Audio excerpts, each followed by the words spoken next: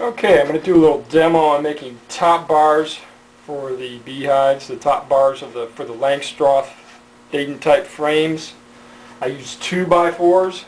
2x4s is the most economical way to buy lumber for these. I can make 60 top bars and bottom bars out of 3 2x4s, and it costs less than $10 for 3 2x4s. Out of a 1x12 by 8 foot, you can get 50 top bars with no bottom bars, so it's a lot more economical. I can make them for about 14 cents a piece, so it's a lot cheaper. So what you do is you cut them out of an 8 foot 2x4. You can get 5 19-inch lengths, which I ripped 3/4 of an inch thick, and then take the 3/4 of an inch ones, rip them to 1 inch, and that's what I make the top bars out of. So what I'll do is I will rip these at 3/4 of an inch, set the fence to 3/4. So, with my first block, and we will rip them.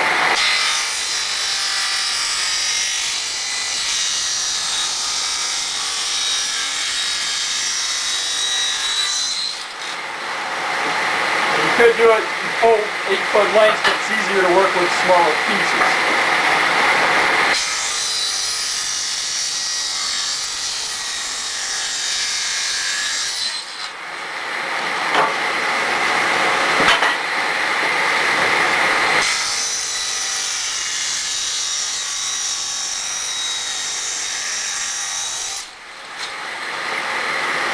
First block's easy to make.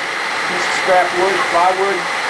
Cut it with a little notch on the end to grab the wood. It's ready to stain the wood. Put your hand well above the blade.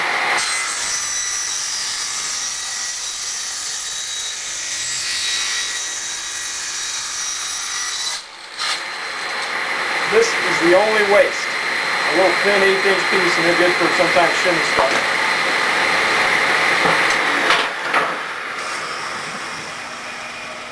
This is what the finished product will look like. I cut them with a wedge starter strip because I go with foundationless frames.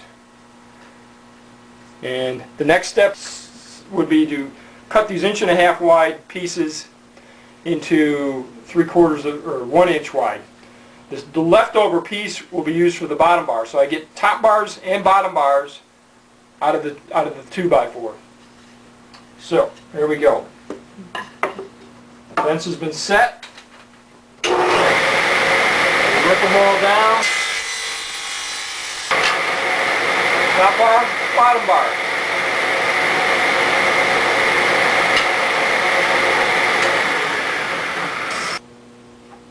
Okay, the next step with the dado blade is to cut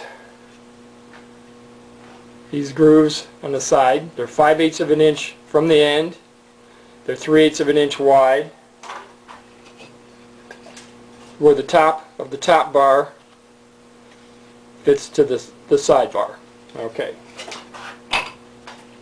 Use a miter gauge. Simply run it through. Lift it. Run it through.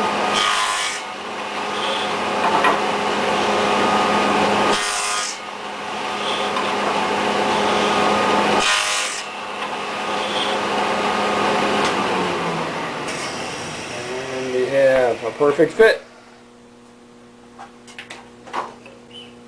Okay, the next step would be to cut this groove so that it fits and is flush. Okay, the fence remains in the same position. You just adjust the height of your blade till it fits properly. Do a couple test cuts, and then you cut them. Put the lousiest edge down. You're going to cut that off later.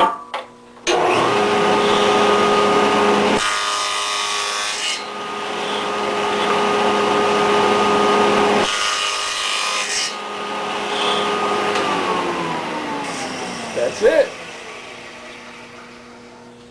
Also, if you choose to not do the taper like I do, and you want to cut a groove, very simple. You just set your regular blade, center it, and run a groove through.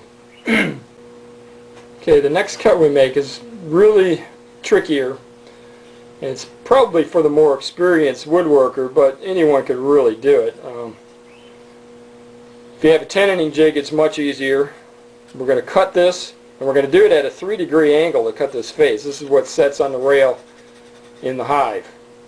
Okay, you put a little angle on it just so it's a little harder for the bees to stick it down. That's the way they're made. But anyway, what I do is I have a jig set up. So you could use a tenon jig. I don't have one, so I use a block to keep it square.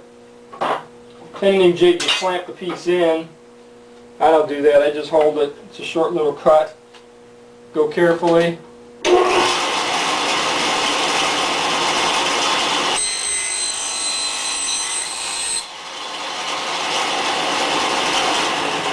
And voila, it's cut. We do this on every one, both ends. Okay, the next step is to cut the V. There you go. Get lined up to the camera. Okay. It ranges anywhere from an 1/8 to maybe a little bit more than an 1/8 inch wide at the tip. Gives a nice edge for the bees. They build comb around the edge, makes it real strong. That's the next step. And to do this, you tip your blade to 45 degrees. It's approximately 1 3/8 is my fence setting. Whether yours would be the same on your saw or not, I don't know. And we make the cut. I have a special push block I made from a scrap piece of 2x. It hooks on, catches, pushes it through. Here we go. And stay square.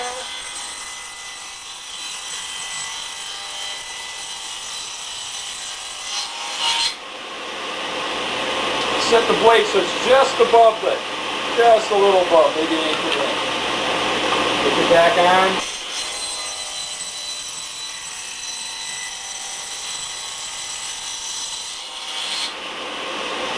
Push block works great. Comes out nice. One last step would be optional to dog off the dog ear the ends. That's it. Okay, now the last step would be to cut these little dog ears. Set the miter gauge to 45 degrees. All you want to do is take off about 3/16 of an inch, just a little bit. Set it up. Mark yourself on your miter gauge. Cut it. Flip it in for in. Find your spot. Cut it.